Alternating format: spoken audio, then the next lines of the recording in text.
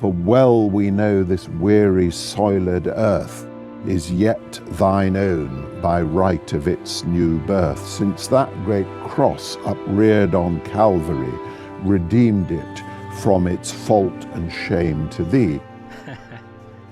I think let's go back to where we turn right to come up here.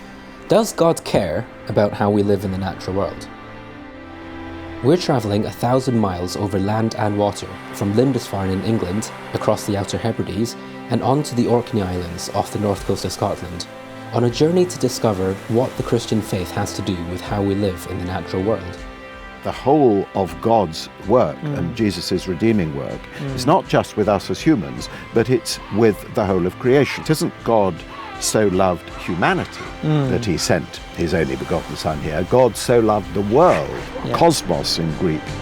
And I knelt on the ground and my inside turned round and the earth shook, and I felt God say, I want my people to become aware of my presence in all of creation.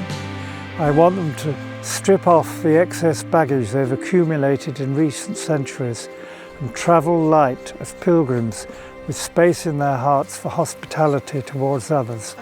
And I knew I would never be the same again. Following ancient and new pilgrim routes, we discovered the deep roots of an ancient Christianity of the British Isles steeped in God's creation, experience firsthand the joy and the pain of pilgrimage, and meet theologians, crofters, outdoor churches, intentional communities, organic farmers, and fellow pilgrims from all over the country who are working out their faith and life in God's creation in ways that remember that first task we were given, to work for the abundance and flourishing of all of creation.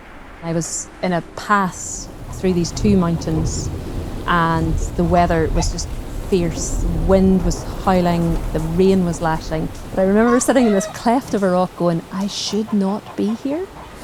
But I'm so grateful for that memory of the power of nature and the vulnerability of myself within it. I am part of that creation, but I am just part.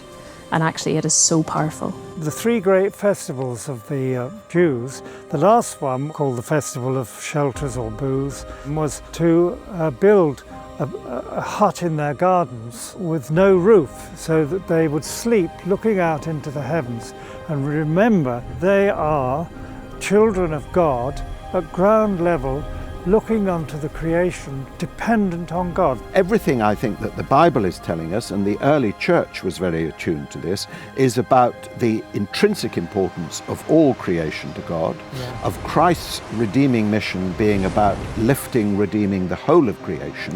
Why have we got it wrong in the church? I think probably because of our besetting human sin of anthropocentrism, that we put ourselves at the center of everything.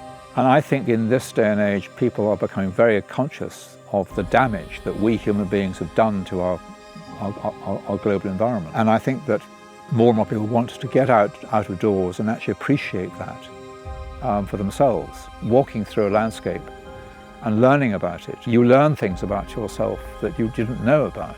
You meet the most extraordinary cross-section of other people. Actually, there is a vocation on people of God to be caring for creation. That was our original calling, you know. So let's frame that in the language of worship so that people of faith actually recognise that's as much part of their discipleship as their prayer and Bible reading and giving to charity. We can perhaps give a kind of depth to people's concerns about the environment and say that there is something behind all this. There is something behind creation. We're not just living in a random world. We're not living in a purposeless world.